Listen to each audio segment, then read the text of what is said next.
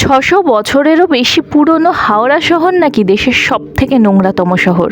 হ্যাঁ, ঠিকই, আমাদের রাজ্যের হাওড়া শহরই দেশের নোংরা শহরগুলির মধ্যে প্রথম স্থান অধিকার করেছে।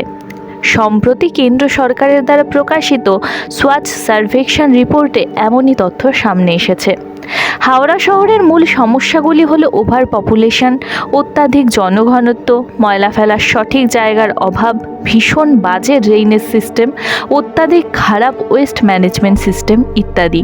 এই কারণগুলোকে নেগলেক্ট করার জন্যই আজ শহরের এমন হাল।